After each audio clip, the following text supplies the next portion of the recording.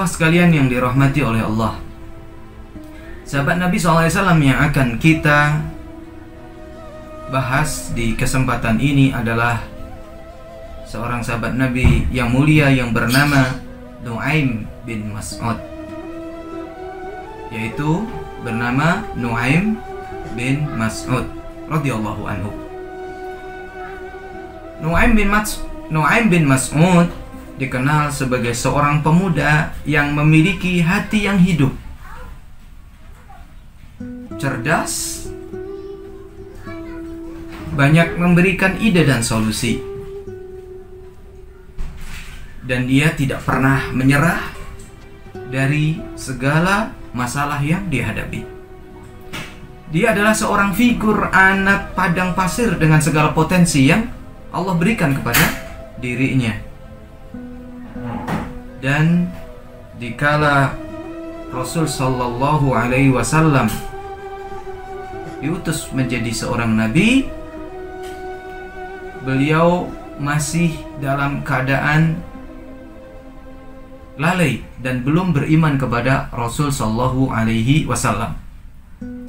Dia masih banyak mengikuti hawa nafsunya, dan dia adalah di sisi sebagai seorang yang cerdas, di sisi lain adalah dia orang yang suka dalam kelelannya itu menghambur-hamburkan hartanya. Dia lebih banyak mengikuti hawa nafsunya dalam semua kesenangan dia. Dia tinggal di Ghatafan, dan dia selalu sering ke Madinah berkumpul dengan orang-orang Yahudi di sana.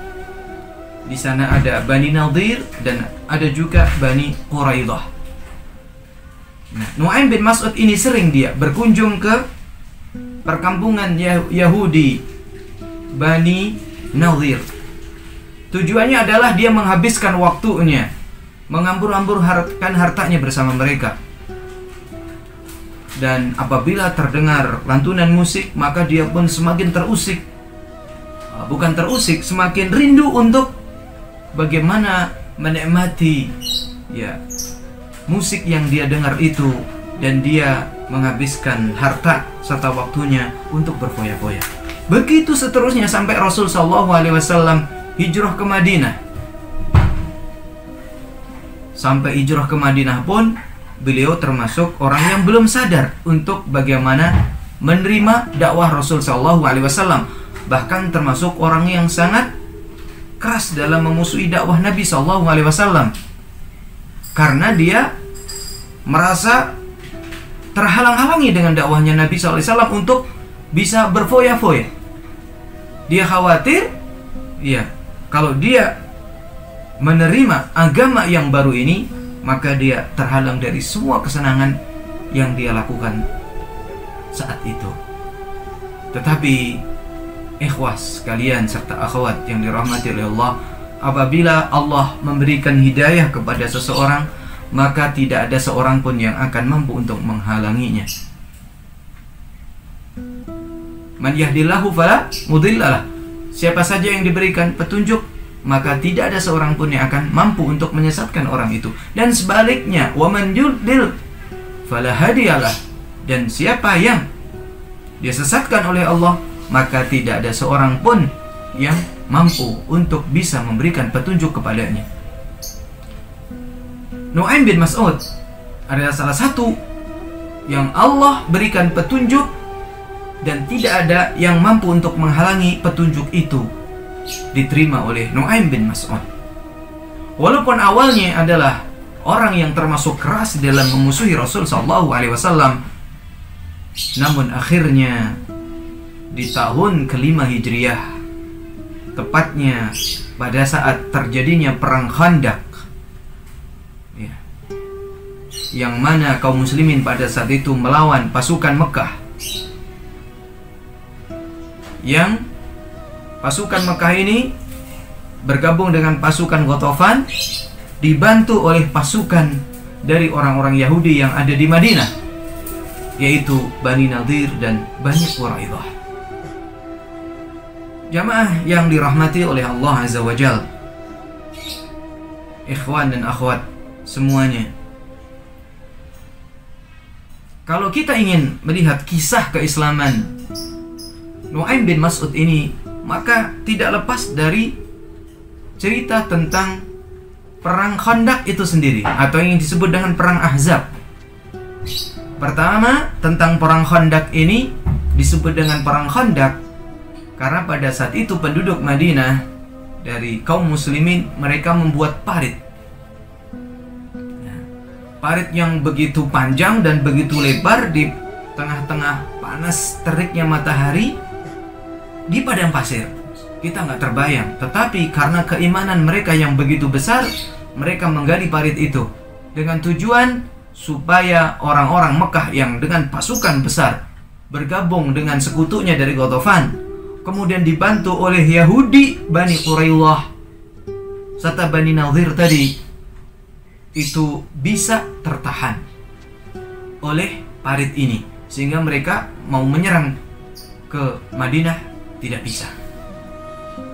Ikhwah yang dimuliakan oleh Allah Azza wa Jalla, perang Ahzab ya menorehkan banyak kisah yang mana pada saat pasukan Mekah mulai bergerak, kemudian dibantu pasukan Ghatafan, adapun orang-orang Quraidah maka mereka berada di Madinah. Maka Rasul SAW terkepung dari dua sisi. Dan perlu kita ketahui, sebenarnya Bani Quraidah ini sudah memiliki perjanjian damai dengan Rasul SAW, bahwa mereka siap melindungi kaum muslimin apabila terjadi perselisihan dengan orang kafir Quraisy. Tidak akan pernah ya Bani Quraidah ini membantu mereka, bahkan apalagi menyerahkan kaum muslimin kepada orang-orang yang ada di Mekah dari kalangan kafir Quraisy. Tetapi karena terkena hasutan dari Bani Nadhir, maka Bani Quraidah ini pun akhirnya berani untuk membatalkan perjanjian itu. Padahal mereka sendiri dari sisi posisi, dari sisi kekuatan, mereka tidak akan pernah mampu untuk melawan kaum muslimin yang ada di Madinah pada saat itu. Tetapi karena terhasut oleh Yahudi Bani Nadhir, hasutannya adalah bahwa sekarang yang akan menyerang Rasul atau menyerang Muhammad adalah dua pasukan besar, dari kafir Quraisy dan dari Ghatafan. Mereka pasukannya besar dan dipastikan mereka akan menang. Jadi kalau kita bergabung dengan mereka, maka kita akan mendapatkan banyak kemenangan dan kita akan mendapatkan banyak kebaikan setelah perang ini. Akhirnya terhasutlah Bani Quraidah dan mereka pun bersiap untuk memerangi Nabi SAW. Maka Rasul pada saat itu dalam posisi yang terhimpit, maka buatlah parit itu. Ketika orang Mekah tidak bisa mendekati Madinah, maka Bani Quraidah juga tidak akan berani bergerak menyerang Rasul SAW. Maka ketika orang kafir Quraisy sudah mulai mendekat dan dibuatlah parit itu, maka orang kafir Quraisy tidak mampu untuk mendekati kota Madinah. Akhirnya mereka membuat tenda-tenda. Tenda-tenda itu mereka buat sebagai bentuk pengepungan kota Madinah. Dan mereka kepung kota Madinah ini kurang lebih selama 20 hari. Bukan waktu yang sebentar, bukan sehari dua hari, 20 hari. Dalam kondisi Rasul bersama para sahabatnya di kota Madinah terkepung, dan tentu mereka tidak akan bisa untuk keluar dari kota Madinah untuk bisa mencari kebutuhan mereka. Ya, kalau mungkin bahasa kita adalah diembargo 20 hari. Tapi selama 20 hari ini orang kafir Quraisy sendiri tidak tahu apa yang harus dilakukan, sehingga mereka merasa bosan. Akhirnya ya mereka pun bagaimana berusaha untuk memancing Bani Quraidah segera untuk menyerang. Tetapi sebenarnya mereka lemah. Nah, di masa-masa penghubungan inilah Nu'aim bin Mas'ud yang pada saat itu bergabung dengan pasukan dari kaumnya Ghatafan dia berpikir, merenung. Di satu malam dari 20 hari ini dia merenung, akankah dia memerangi seorang Muhammad yang sama sekali tidak pernah berbuat celaka kepada mereka? Apa hak mereka untuk mencelakai Rasul, memerangi Rasul bersama para sahabatnya? Apakah bukan termasuk perbuatan yang hina dan memalukan, memerangi orang yang memang sama sekali tidak berhak untuk diperangi? Karena selama ini tidak pernah ada perbuatan zalim yang diperlakukan oleh Nabi SAW kepada mereka. Akhirnya dia berpikir dan merenung, pada saat itulah dia mendapatkan hidayah dari Allah Azza wa Jalla. Akhirnya dia pun dengan niat yang kuat, dia ingin menemui Rasul SAW, ingin menyatakan keislamannya. Dia sembunyi-sembunyi meninggalkan kaumnya, dan dia pun menutup mukanya, ya, menyembunyikan jati dirinya sampai bertemu dengan Rasul SAW. Dan akhirnya dia pun bertemu dengan Rasul, dan Rasul pun curiga, ini kayaknya sudah kenal gitu kan. Sehingga Rasul mengatakan, apakah anda Nu'aim bin Mas'ud? Maka Nu'aim bin Mas'ud mengatakan betul. Kemudian sama Rasul ditanya untuk apa ya datang ke sini, dan Nu'aim bin Mas'ud mengatakan bahwasanya dirinya ingin masuk Islam dan ingin bersyahadat. Ya, subhanallah. Akhirnya bersyahadatlah Nu'aim bin Mas'ud di hadapan Rasul SAW. Karena Nu'aim bin Mas'ud ini sudah dikenal dengan kecerdasannya, dengan ide-idenya yang baik, maka Rasul pun menyampaikan kepada Nu'aim bin Mas'ud ini, ya, untuk bagaimana melemahkan pasukan-pasukan yang sedang menyerang atau sedang mengepung Rasul SAW ini. Dengan dikatakan kepada Nu'aim bin Mas'ud, al-harbu khid'ah, al-harbu khid'ah, bahwasanya peperangan itu adalah tipu daya. Barang siapa yang bisa melakukan tipu daya dengan baik, maka musuh akan kalah. Kemudian Nu'aim bin Mas'ud pun ya, diberikan amanah oleh Rasul SAW untuk ya, memberikan sesuatu ide atau pikiran, gagasan yang bisa untuk melemahkan mereka. Maka Nu'aim bin Mas'ud pun ya melakukan apa yang menjadi perintah Rasul SAW itu, dan dia ingin bagaimana persatuan tiga kubu tadi, Bani Quraidah, kemudian Ghatafan, kemudian kafir Quraisy tadi pecah belah. Akhirnya mereka pun datang, Nu'aim bin Mas'ud datang ke Bani Quraidah. Dia menyampaikan bahwasannya kalian adalah penduduk Madinah, dan kalian ya di hadapan Rasul SAW memiliki perjanjian. Dengan Muhammad memiliki perjanjian. Maka bagaimana anda bisa terhasut dan bergabung dengan orang-orang kafir Quraisy untuk memerangi Muhammad? Padahal kalian tidak tahu bahwasanya di sana ya kafir Quraisy itu memiliki keinginan yang lain di dalam memerangi Muhammad. Ya, bisa jadi ketika nanti sudah berperang dan mereka menang, mereka akan banyak ghanimah dan kalian ditinggalkan begitu saja. Apabila kalian kalah atau pasukan mereka kalah, pasukan Makkah kalah, mereka akan pergi dan meninggalkan kalian, sementara kalian tidak mampu untuk melawan Rasul dan para sahabatnya. Maka kalian nanti akan mendapatkan serangan dari Muhammad dan para sahabatnya, dan kalian tidak mampu untuk menandingi serangan itu, sementara kalian sudah membatalkan perjanjian. Dan diceritakan bahwasanya orang Yahudi itu menyobek perjanjian itu, dalam arti mereka membatalkan perjanjian.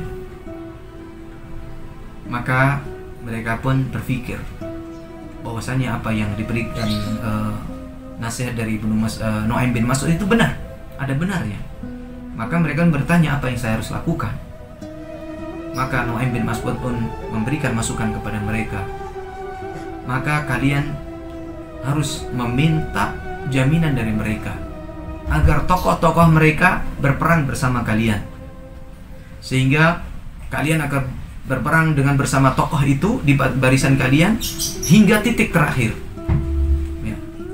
Sampai kalian yang meninggal duluan atau mereka yang mati duluan. Maka mereka menerima nasihat dan masukan dari Nu'aim bin Mas'ud ini. Setelah itu dia pun pergi menemui pasukan kafir Quraisy yang pada saat itu dipimpin oleh Abu Sufyan bin Harb. Maka dia pun menemui Abu Sufyan bin Harb. Kemudian disampaikanlah kepada Abu Sufyan bin Harb dengan mukaddimah bahwasanya kalian tahu tentang saya, dan kalian tahu tentang kecintaan saya kepada kalian, dan kalian juga sudah tahu bagaimana kebencian saya terhadap Muhammad. Maka saya sebagai orang yang dekat dengan kalian akan memberikan beberapa nasihat dan masukan. Maka Abu Sufyan pun bertanya, masukan apa itu? Dia menyampaikan bahwa Bani Quraidah mereka telah memperbaiki perjanjian kembali dengan Nabi Muhammad. Yang selama ini mereka telah membatalkan, mereka menyesal. Dan mereka mengirim surat kepada Muhammad untuk memperbaiki perjanjian itu. Dan mereka menyampaikan ingin memutus kerjasama untuk memerangi Muhammad. Dan mereka berjanji apabila mereka nanti mendapatkan orang-orang kafir Quraisy akan diserahkan kepada Muhammad, dan agar Muhammad bisa membunuh mereka. Mendengar perkataan seperti ini, maka Abu Sufyan pun percaya. Akhirnya Abu Sufyan yang memang memiliki kecerdasan ini, walaupun percaya tapi dia ingin mengetes langsung, benarkah apa yang disampaikan oleh Nu'aim bin Mas'ud ini. Maka dia mengutus anaknya untuk ke Bani Quraidah. Di hari Jumat, pada saat itu datanglah anaknya Abu Sufyan bin Harb ke Bani Quraidah dan menyampaikan kepada mereka bahwasanya kita sudah mengembargo Muhammad dan sahabat-sahabatnya di Madinah, dan kita sudah merasa bosan, sudah 20 hari. Bagaimana gitu? Bagaimana kalian ini? Apakah bisa gitu membantu kami, bergabung bersama kami kemudian menyerang? Bani Quraidah mengatakan besok adalah hari Sabtu, dan kita tahu orang Yahudi itu kalau hari Sabtu mereka tidak berbuat apa-apa.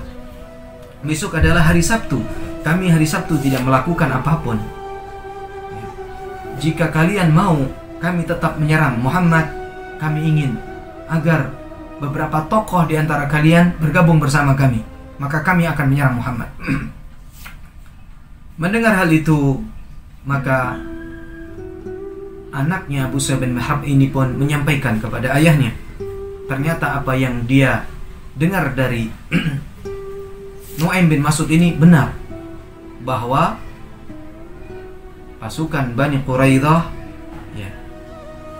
ingin ada orang-orang kafir Quraisy yang diserahkan, dan mereka takut. Sehingga Abu Sufyan mengatakan, tidak, saya tidak akan mengutus seorang pun untuk bergabung bersama mereka. Bahkan disebutkan di situ, sekalipun adalah binatang yang harus diutus untuk bisa bergabung dengan Bani Quraidah, maka tidak akan pernah diberikan kesempatan itu. Karena dia, Abu Sufyan, sudah mendapatkan informasi bahwa yang akan diserahkan kepada Bani Quraidah nanti akan diserahkan kepada Nabi Muhammad, kemudian nanti pasti akan terbunuh. Maka melemahlah pasukan yang ingin menyerang Rasul Shallallahu Alaihi Wasallam. Bani Quraidah sudah tidak mau lagi, sudah mulai percaya kepada pasukan kafir Quraisy.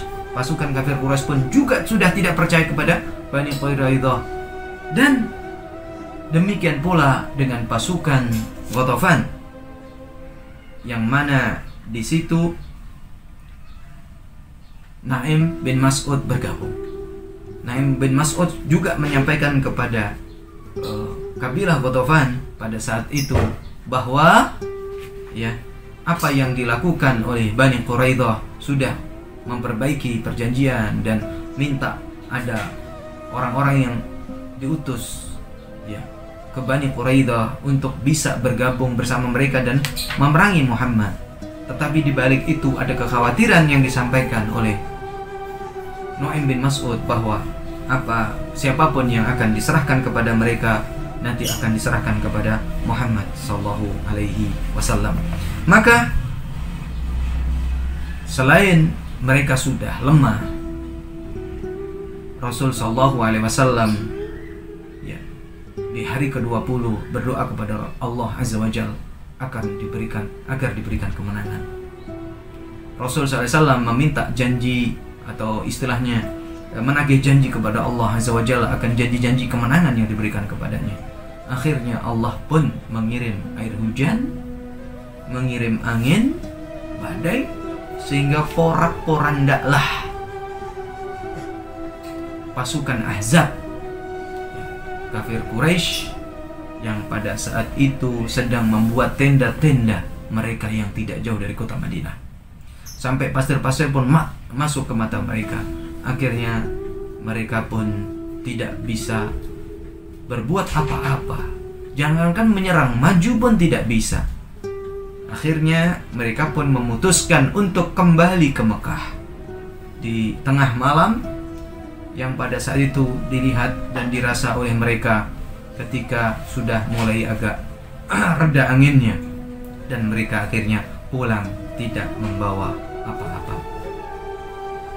Itulah ikhwah sekalian yang dirahmati oleh Allah, ya, peran Nu'aim bin Mas'ud ya, ketika sudah masuk Islam begitu besar karena mampu melemahkan pasukan ya Al-Ahzab yang pada saat itu ingin menyerang kaum muslimin di kota Madinah.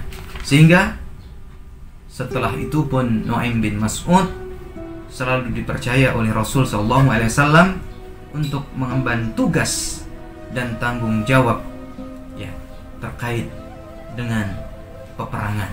Termasuk beliau juga membawa panji, ya dipercaya membawa panji di saat berperang. Bahkan di Fatu Mekah pun, ketika membebaskan kota Mekah, beliau termasuk orang yang membawa panji.